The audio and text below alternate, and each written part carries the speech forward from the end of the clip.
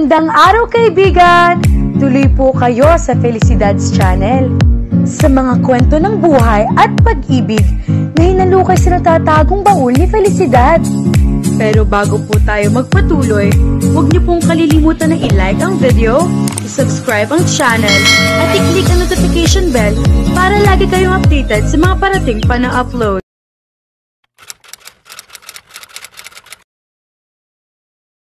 Ninong, please Rafos, putol ni Engineer Ricardo sa sasabihin niya.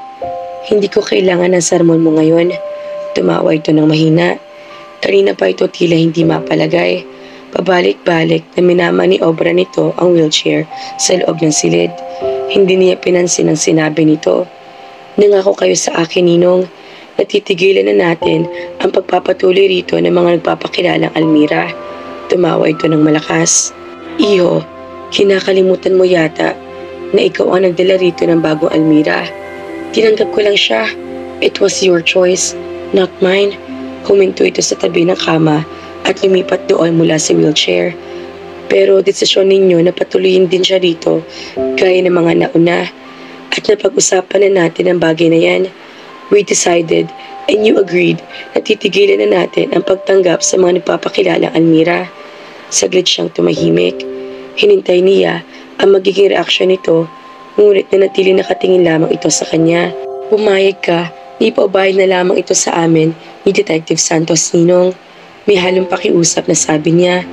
Ayaw niya mapalapit dito ang bagong Almira hanggat hindi natatapos ang pag-iimbestiga nila ni Detective Paras. And why did you bring her to me? Gusto mo palang tigilan na pagtanggap sa mga dumarating at nagpapakilalang Almira. Binigyan siya nito na nakalolokong ngiti. Answer me. Napailing siya. Alam niya kung anong tumatakbo sa isipan nito. Kilala niya ito. Ninong, hindi yan nasa isip mong dahilan kung bakit ko siya dinala rito. Una, pinilit niya ako. Aniya, na bigla rin natawa sa kanyang sinabi. Pilit siyang muling sumeryoso. Tumikim siya bago muli nagsalita. Second, gusto kong makita ang resulta na ipinangako niya sa akin. She's very brave. Anong pangako? Napatutunayan niya na siya ang tunay na Almira. Sagot niya. So tama pala ang desisyon ko na tanggapin siya. Paano nga naman niya mapapatunayan iyon kung hindi siya mananatili rito katulad ng mga nauna sa kanya? It will be unfair to her. Okay, Ninong. You win. I hope she's the last. Pero mangako kayo sa akin na ilalayo niyo muna ang sarili ninyo sa kanya hanggat hindi natin napapatunayan siya nga ang tunay na Almira. Hindi ito sumagot. Pagkos ay yumuko. Napapikit siya ng mariin sa nakitang reaksyon nito. Iyon sana nais niyang iwasang mangyari. Hindi nito kayang ilayo ang sarili sa mga dumarating at nagpapakilalang Almira at sa bandang huli ay masasaktan lamang ito. Mula nang kumalat ang balita tungkol sa paghahanap nito sa nawawalang pamangkin nito, ay wala nang tigil sa pagdating ang mga nagpapakilala bilang Almira at napatunayan na niya na pera lang ang habol ng mga iyon sa kanyang ninong. Don't worry, I'm okay. Pag-a-assure nito sa kanya. Makikita rin natin sa Almira, Ninong. Don't lose hope. Yes, I know, sabi nito. Nasaan na nga pala si Almira? Ipinahatid niyo na siya sa guest room. Paalala niya dito. Oh, I forgot. Natatawang sabi nito na tinampal pa ang noo. You know what, Iho? Sa lahat ng mga dumating dito at nagpakilalang Almira, sa kanya ko lang ito naramdaman. What is it? Napukaw ang kuryosidad na tanong niya. Kanina na magkita kami, magaan na agad ang loob ko sa kanya. At kung hindi lang masyadong magulo at walang masyadong umeentra sa paghahanap sa pamangkin ko, sasabihin ko siya na nga ang nawawala kong pamangkin. Anito. Napansin niya nangingislap ang mga mata nito na tila may mga luha nagbabantang bumagsak mula sa mga iyon. Halos madurog ang puso niya sa nakikita ang paghihirap ng kanyang ninong. Alam niya kung gaano ito kasabik na makita ang pamangkin nito. Nung una ko siyang makita, binalingan siya nito. Naniniwala ka ba sa lukso ng dugo, Iho? Ganoon ang naramdaman ko na makita ko siya kanina. Tumango na lang siya sa sinabi nito. Ito ang magiging kwarto mo habang iniimbestigahan ang pagkatao mo. Ay, ang ibig kong sabihin, kung talagang ikaw si Almira, paliwanag na katulong na naghatid sa kanya roon. Sinabi nito kanina na ito nag-aasikaso sa mga dumating doong Almira. Hindi na lamang siya sumagot. Alam niya maging ito ay hindi naniniwala nang sasabi siya ng totoo. hindi niya ito masisisi. Itong buton na ito ay konektado sa intercom sa mga katulong sa kusina. Kaya kung may kailangan ka, pindutin mo lamang ito. Paliwanag nito habang nakaturo sa buton na nakadikit sa dingding. Hindi maikakaila ang animosity sa tinig nito. Huwag ka sanang munang umasa na naniniwala sila na ikaw ang totoong Almira. Ganito talaga ang pagtrato namin sa lahat ng mga dumating dito na nagpakilala Almira. Huwag ka mag-alala, alam ko kung saan ako dapat lumugar. Malumanay na sagot niya. Mabuti kung ganoon. Tumalikod na ito at inayos ang mga kortina sa bintana. Natanaw niya mula sa kinatatayuan ang malawak na hardin at ang swimming pool. Maganda ang view sa kwartong tutuluyan niya. Pwede ba akong pumunta sa garden? Ako si Lorna. Magpapakilala nito sa sarili. Ako ang namamahala sa mga gawain dito sa bahay. Tumango siya. Pwede ba akong mamasyal sa garden, Lorna? Tanong ulit niya. Tumango ito. Pwede ka ring maligo sa pool. Malaya ka makakagalaw rito. Pero huwag kang basta-basta papasok sa library at sa silid ng engineer hanggat hindi ka niya ipinapatawag o pinahihintulutang pumasok doon. Babala nito. Tumango siya. Wala ka na bang kailangan? Kailangan ko nang bumalik sa kusina at tignan ang ginagawa ng mga katulong. Nang umiling siya ay tumalikod na ito.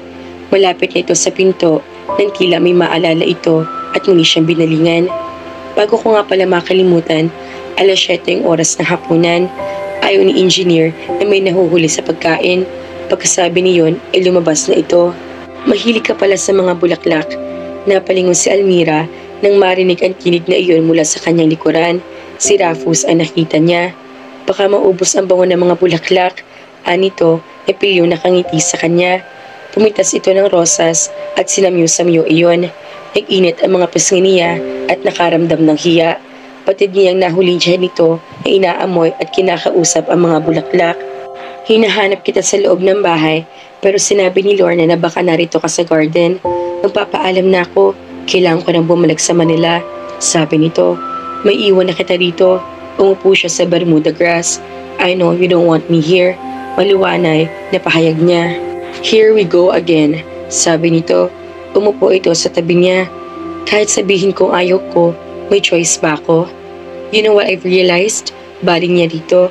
Mahirap papaniwalain ang isang tao kung ang tingin niya sa lahat ay manloloko at nagpapanggap lamang. I think you're right. Sang-ayon nito sa kanya. Especially for cases like this. Saglit na namagita sa kanilang katahimikan.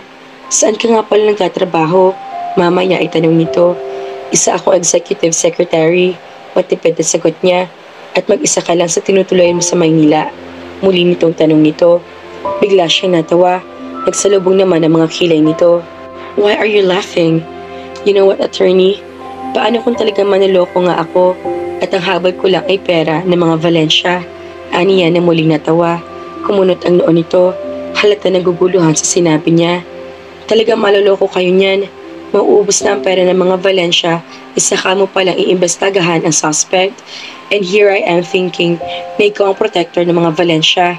Pauyan masabi niya. Nakatiimbagang na mataman siyang tinitigan nito. Lakas loob na sinalubong niya ang titig nito. Ngunit nagkamali yata siya sa ginagawang iyon. Because all of a sudden, her heart was beating so fast. At kung patuloy siya makikipaglaban ng titig dito, ay tsak na mawawala siya sa sariling kontrol. Agad siya nag-iwas ng mga mata. Don't worry, I'm only asking a few questions. And while you are here, kumikilos na kami ni Detective Paras. Kaya maling iniisip mo na maloloko kami na kung sino man. Paliwanag nito. Give me enough time to prove to all of you na pumunta ko rito at nagpakilalang Almira, hindi dahil sa kayamanan ng mga Valencia. Kung hindi dahil ako talaga si Almira, puno na kumbeksyong pahayag niya. Napatingin sa malayo si Rufus. Hindi niya alam kung dapat ba niyang paniwalaan ang sinabi ni Almira. Ibang sinasabi ng kanyang isip kaysa sa kanyang nararamdaman at doon siya nahihirapan. Aaminin niya na sa pakikita pa lamang nila nito ay nagawa nitong guluhin ang kanyang isipan. Kung hindi lamang sa ganoong pagkakataon sila nagtagpo, maaari may pinatunguhan na ang kanilang pagpakakilala ng araw na iyon. You still don't believe me? Napalingon siya nang marinig ang tinig nito. Pinitas niya ang bulaklak na nasa tabi niya. For you, aniyang iniabot dito ang bulaklak. Pinamulahan ito ng muka. Thank you. Para saan to? I salute your bravery. bukal sa loob na sabi niya. Napatitig siya sa mapupulang labi nito. Nakibit balikat ito. Well, I have nothing to fear because I'm telling the truth. Matapang na sagot nito. Nakangiting tumangutango siya. Nakadama ng pagkailang si Almira sa paraan ng pagtitig sa kanya ni Rufus. Tuloy, hindi sinasadya napakagat labi siya. Waring nahalata naman nito iyon kaya ibinaling nito sa ibang direksyon ang mga mata. Tungkol sa tanong mo kanina, simula niya, maaga ko na ulila kay mama. College ako na maaksidente siya and she died on the spot. Nabalot na kalungkutan ang kanyang puso pagkaalala sa ina.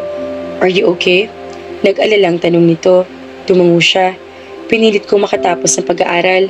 After graduation, nag-apply ako sa present company ko. And that's where my story ends. Pagak siyang tumawa. Boring ang buhay ko, no? What's the name of your mother? Parte na ba ito na pag-iimbestago mo sa akin, attorney? Yes, diretsang sagot nito. Nagkibit balikat siya. To answer your question, Sylvia Balita Valencia ang pangalan ni Mama. Ngunit hindi tulad ng inaasahan niya. Hindi man lang nag-iba ekspresyon ng mukha nito. Tumango lang ito. I have to go. It's getting late. Maya-maya ay sabi nito. Sabay silang tumayo. Babalik ako sa Wednesday. Sabi nito tumalikod na. Attorney, lumingon nito. My name is Almira. Kumunot ang noon nito. I would appreciate it kung tatawagin mo ako sa pangalan ko. Hindi ko iisipin na niniwala ka na sa akin kapag tinawag mo ako sa pangalan ko. But even liars have names. So please call me Almira. Umamong mukha nito. Goodbye, Almira. Bye, attorney. Sinundan niya ito ng tanaw habang papalayo ito sa kanya. Bye, Rufus. Nagmamaneho si Rufus ng mga sandaling iyon. Mag-aalas 5 na ng hapon at mahigit 2 oras pa ang bubunuin niya sa kalsada bago siya marating sa Maynila. Oh shit! Napamura siya na makarating sa intersection at makita mabagal ang daloy ng trapiko roon. Halos nakahinto nga ang mga sasakyan. Napabuntong hininga siya. Gustong-gusto na niya makarating sa kanyang pad sa Alabang upang makapagpahinga na. Napagod siya ng husto na maghapong iyon. Pumikit siya ng mariin at sa kung anong dahilan ay ang mukha ni Almira agad niya nakita sa kanyang isipan. Mabilis siyang dumilat. Sunod-sunod na umiling. Almira, sambit niya sa pangalan ng dalaga. Kasabay niyon ay ang pagbabalik ng kanyang alaala ng una nilang pagkikita. Sit down, aniya, nang maramdaman na kapasok na sa loob ng kanyang opisina, ang babaeng ayon sa kanyang sekretarya ay nagpakilalang Almira. Good morning, bati nito bago tuloy umupo sa silya na sa harap ng kanyang desk. Good morning, bati rin niya na hindi na nag-abala pang tignan ng kaharap. Saglit na katahimikan ang namagitan sa kanila. Marahil ay hinihintay nito na siya ang magsimula ng usapan. Miss, I'm a busy man, kaya kung ano man ang sadya mo, itinigil niyang ginagawa tumingin dito. Say it now. Ayaw man niyang aminin, ngunit muntik na siya mapatulala nang mapagmasdan nito. May naligaw bang anghel dito sa opisina niya? Nabalitaan ba ng Diyos ang sobrang stress na nararamdaman niya kaya nagpadala ito ng isang anghel? Marahil, kung hindi nagip ng kanyang mga mata ang hawak ito papel, ay magtutuloy-tuloy ang daloy ng kanyang imahinasyon. Hindi siya maaari magkamali. Birth certificate ang tanga nito. Ipinilig niyang ulo. Ibig niya matawa sa pumasok sa kanyang isipan. Tumingin ulit siya dito. Sakalang niya napansin na nakatitig din pala ito sa kanya. She was very pretty. Nakaramdam siya ng panghihinayang. Hindi niya itatanggi may nararamdaman siya dito. At sa unang pagkikita pa lamang nila, napakislot siya nang marinig ang sunod-sunod na busina sa kanyang likuran. Saka pala niya napansin na umuusad na pala ang mga sasakyan sa unahan niya. Mapatunayan kaya ni Almira na siya ang hinahanap ng mga Valencia mga kafelisidad. Kaya naman, abangan!